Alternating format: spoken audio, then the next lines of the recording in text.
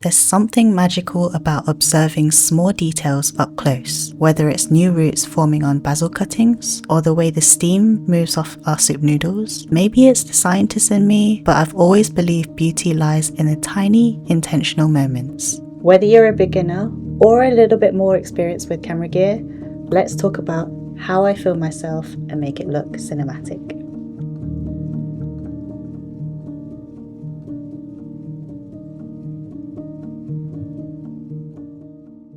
Let's start with gear. First, you're going to need a camera. The camera that I'm currently using is the Sony ZV-E1 and it is my dream camera. Because A, I love using the Sony ZV series in the first place for really good videography. And B, it's really easy to use with really beautiful video quality. Next, you're going to need some lenses. And the lens that I'm using is the 24-70 G Master lens f2.8. And this is good for my B-roll shots. And the other lens that I'm currently using is the Tamron 17-28mm lens, and it's also f2.8. And this is really good for those wide angle shots, good for shots like this where I'm just doing a normal talking head or vlogging. Then you're gonna need tripods. You can never have too many of these, but the main thing is you want to invest in at least one of these to be good quality, especially if you have a heavier and bulkier camera. Microphones. This is the Rode Wireless Go 2 and I've got the main attachment on the camera, and this one is the wireless segment. I've attached a lav mic onto here so that you can hear the sound a little bit better, and you can also clip it to your clothing and hide everything away. So the good thing about this wireless one is that you can take it to the next room, and as I am walking to the next room and I'm completely away from the camera, you should still be able to hear me very clearly, so that even if I'm out of the camera, coming closer again, and then I sit back down, all of the sound is consistent. I'll link all of my gear in the description box below so that you can check them out at the end of this video. Now it may look like this is an overwhelming amount of gear that you have to start out with, but just to let you know, as a beginner, I wouldn't recommend starting off with all of this straight away. I'm just showing you how I do my setup currently. My first camera is actually this one, which is the Sony ZV-1. I name him Tony. Yes, I name all of my cameras. And at the time, this was my dream camera. It stood by me in so many projects and so many YouTube videos as well. And this was the main camera I used before I got my full frame camera that I'm currently using. It's got a built-in 24-70mm lens, ND filters, intelligent auto mode, and it's just a really good all-in-one camera, very compact, fits in your handbag, and it's just overall a really good all-rounded camera. So if I could learn how to film with this tiny thing, then you should be able to. And don't forget, most modern phones, they're really good cameras too. And when it comes to filming, I have two things I keep in mind: the types of shots that I take and how I frame my shot. I approach filming like, well, let's call it organized curiosity. The types of shots that I take are wide, medium, and close-up. Wide shots help to set the scene and let the viewer know where you are. Medium shots gives a more intimate feel, as though you are spending time with them. And close-ups help to reveal hidden textures, giving more detail in what you're doing. All of these shots gives a different type of context to the literal reality that you're in, and give that experience towards the viewer so that your audience can experience what you're experiencing. Now, when it comes to framing your shots, there are a few techniques to do this. Fun fact is that I actually started doing silent vlogs because I wanted to practice filming B-roll in general, because it is a skill that you need to build, and the more that you practice, the more that you'll be able to spot these beautifully framed scenes as you spot them. You have the low angle, the medium angle, the bird's eye, and the POV. Play around with the different types of angles and the types of shots that you take, because that is how you are going to experiment and find your story. Because the more that you experiment, the more that you play around with everything, that is how you are going to develop as an artist in your own craft to create the cinematic video that you want to create.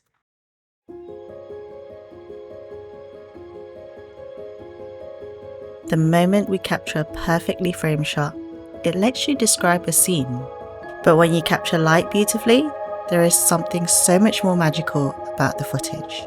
It's the difference between seeing a basil leaf and admiring the basil leaf as it glows like a stained glass window. So let's talk about light, and not with any fancy tools or anything, just basically using a simple window. Right now, as you can see, the window is behind me and the background is all a bit blown out and I am pretty much looking like a shadow, versus if you bring the window directly onto me.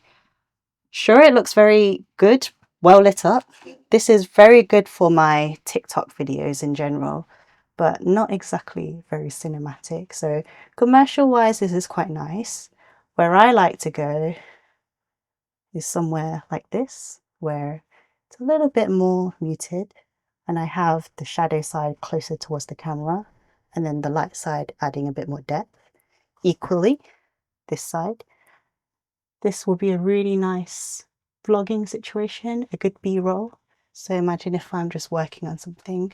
You can play around with a small light like this one, and this one's from Small Rig. It can go from really warm to really cool. It can go really bright and it can go really dim. And by simply using a small light like this, you can make subtle changes to make you kind of look like a main character of your own movie. Bounce existing lamps in your home to warm up your surroundings for a cozier vibe, or you can diffract light in different colors to create a more magical feel to the activity you're doing. When it comes to the life of a videographer, filming is 20% of the time. The other 80% is editing. Trying to learn how to edit, it's quite a journey. First, we got to chop up our clips to be able to tell the story, caption any details that we may want to add, music and sound effects to bring that extra level of feeling. And my favorite part of the editing process is color grading.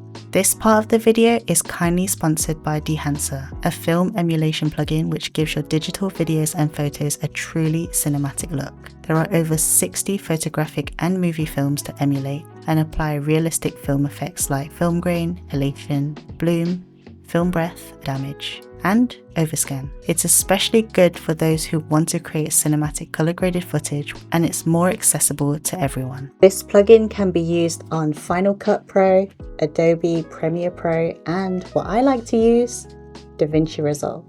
It is as simple as downloading the plugin, drag and drop the effect onto your node, and you have color grading made easy with this tool. I have this beautiful footage of the cutest basil, and I'm going to color grade this footage right in front of you. So scroll down and I have put my Dehancer film emulation onto the first node. Now everything can be done on this one node, so it's really easy to use. Usually I would follow a whole set of different nodes, color space, transform, white balance and everything, but this is all in one, which is really easy.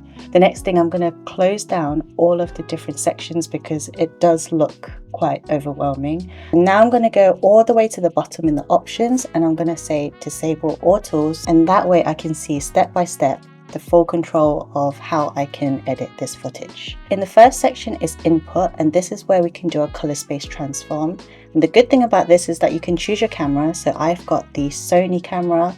My camera is the Sony ZV-E1, and then my format is going to be the S-Log3 Gamut 3 Cine. That's the settings that I use to shoot this footage. So on and off you can see the difference between S-Log3 and into Rec 709. Then in here you got your basic exposure, temperature and tint. Defringe I didn't really use too much, but this is where I start creating it. I like it a little bit warmer just to give that cozier vibe, because that's what my channel's more about. Then we have the film emulation, and they have so many different profiles to mimic a lot of different movies. Now what I wish they had was a way to visualize all of them, so I wish they had a picture version, and I liked the film emulation display on the app, the iOS app, because it shows you what it would look like. Here it's just a list, so it's a bit more difficult to choose from the menu, and I have to go through one by one. I can't even scroll through it and look at each emulation, which I wish they had. So the profile I like to use in this case is the Kodak Vision 3 200T because it gives that nice warm but slightly vintage-esque atmosphere, but I like to control the push and pull so that it's not too intense and you have full control of that. And with the contrast boost, I like to decrease it a little bit because I like to soften the features of my footage. Gamma correction, I like it just a touch stronger.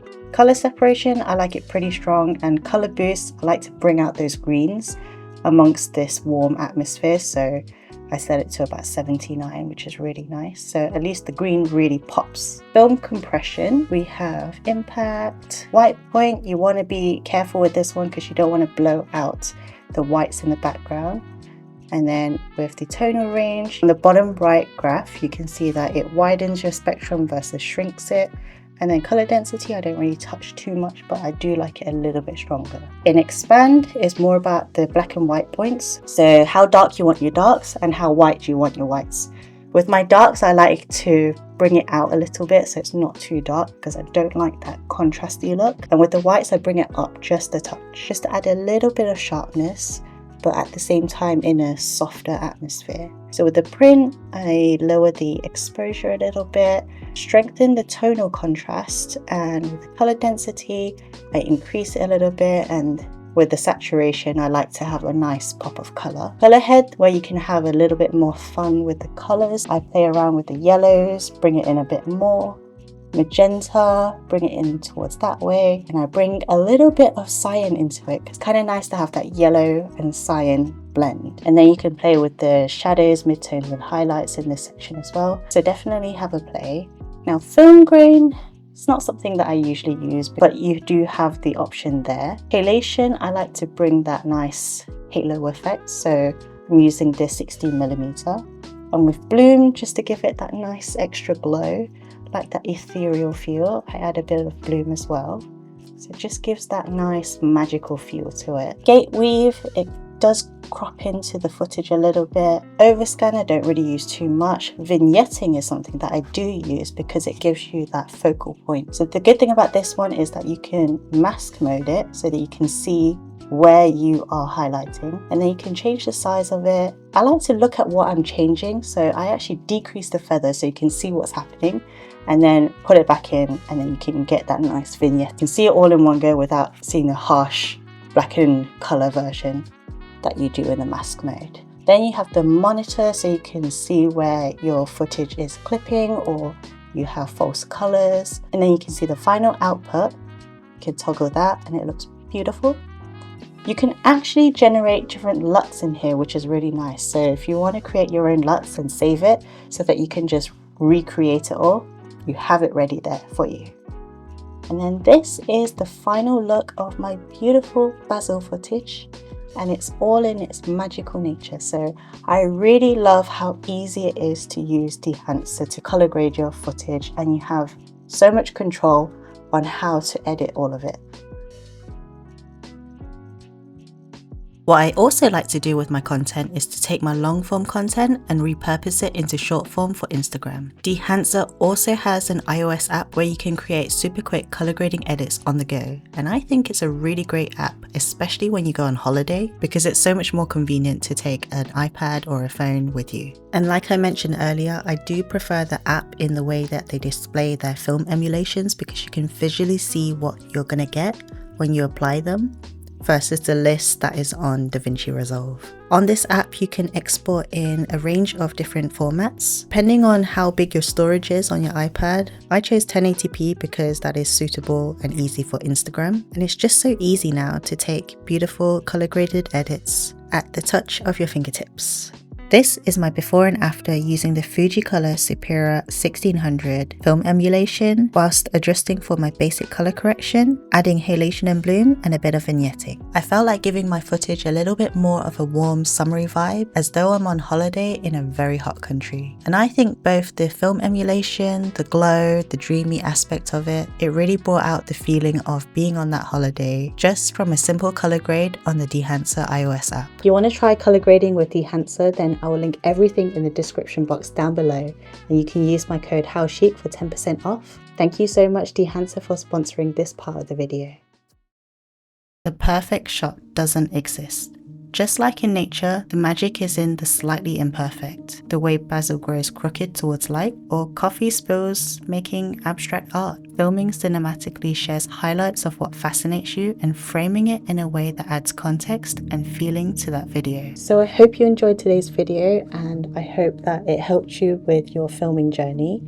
And if you like this video, then please do give it a like and subscribe, and it means the world to help this channel grow. And I will see you in the next one.